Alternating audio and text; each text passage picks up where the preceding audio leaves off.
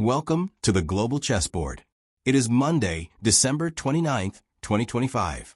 As the final grains of sand slip through the hourglass of this year, the grandmasters of the world's most significant powers are not resting.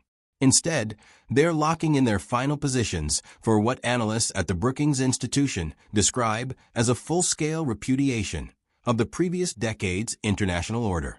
According to reports from Reuters, the board is being fundamentally reset, transitioning from a period of open volatility to a more calculated, cold-eyed strategic expansion.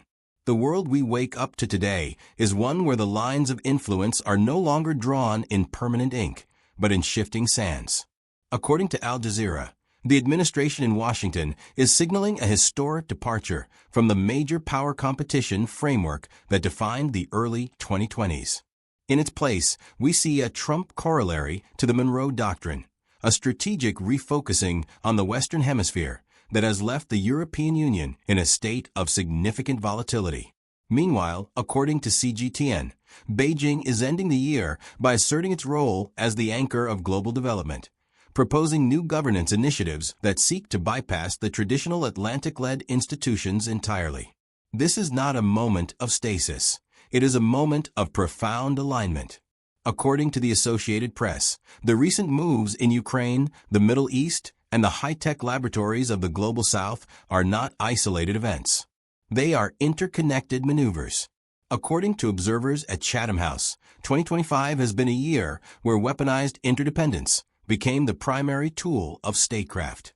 As we examine the board this morning, the primary question is no longer who has the most pieces, but who controls the squares they stand on. To understand the current state of play, we must look at the most consequential peace initiative of the decade.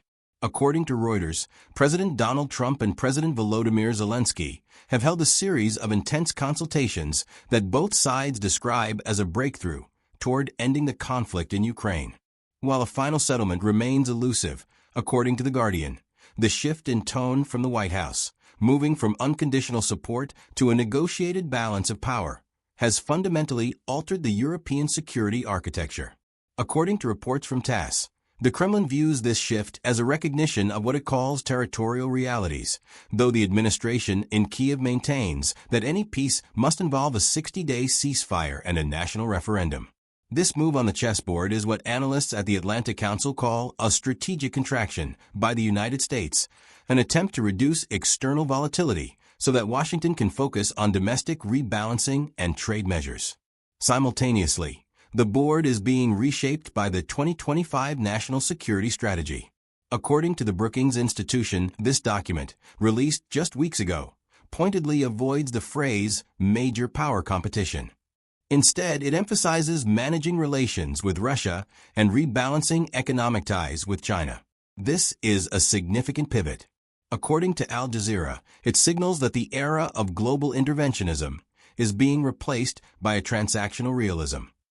For the European Union, however, this move is viewed as a catalyst for a transatlantic divide. According to the European Council on Foreign Relations, European capitals are now moving with significant speed to fast-track their own enlargement and defense autonomy, fearing they may be left to manage their own periphery without the traditional American security umbrella. While the West reconfigures its internal alliances, the Global South is building an entirely new board. The most significant move of the month, according to modern diplomacy, is the formalization of Indonesia as the newest member of the BRICS Plus bloc. This expansion, which now includes 10 core nations and a dozen partner countries, represents what Reuters calls a strategic pivot toward a multipolar world order. But the move that has the financial world holding its breath is the unit. According to CCN and reports from the Jerusalem Post, the BRICS bloc has launched a pilot program for a gold-anchored settlement tool known as the unit. This is not merely a currency. It is a strategic architecture designed to reduce reliance on the US dollar.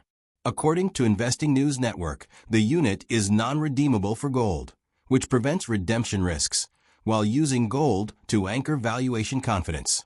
According to IMF data, the US dollar's share of global reserves has slipped to 58%, down from 65% a decade ago.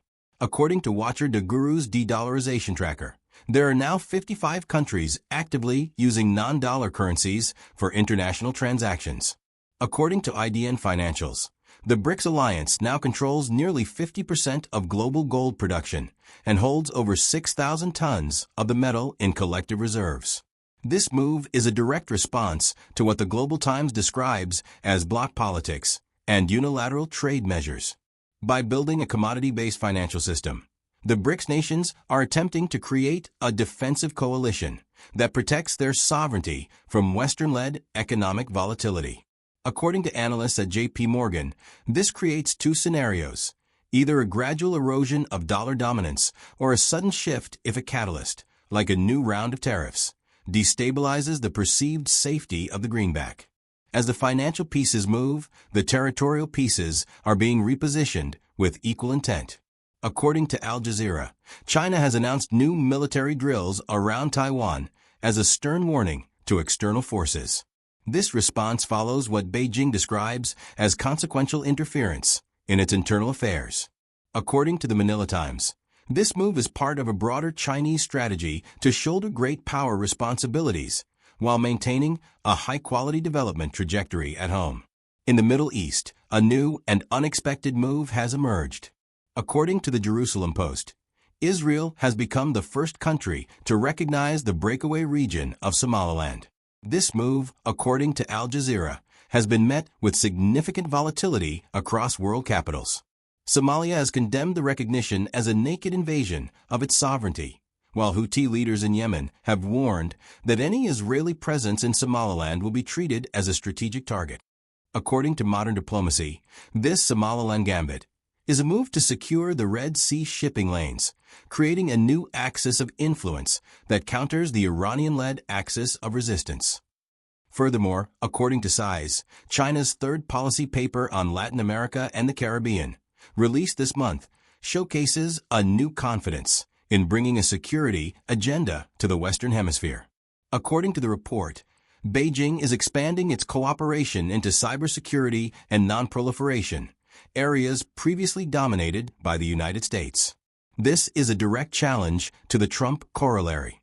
While Washington looks inward, Beijing is looking south, building what the CMG calls a community with a shared future for humanity. According to Reuters, this is a strategic expansion of influence that seeks to turn the American backyard into a multipolar frontier. As we conclude this briefing, the board for 2026 is becoming clear.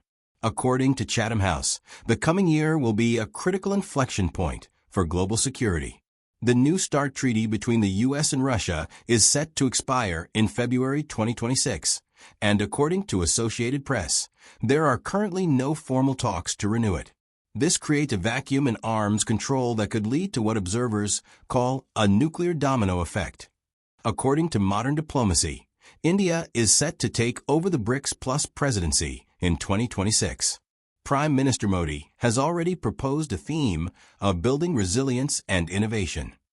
This suggests that India will act as a strategic bridge between the global South and the West, trying to manage the inter-organizational rivalries that The Economist warns could limit the bloc's effectiveness.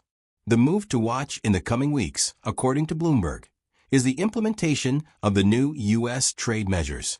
If these measures act as a catalyst for further disruption, we may see the unit move from a pilot program to a primary trade vehicle.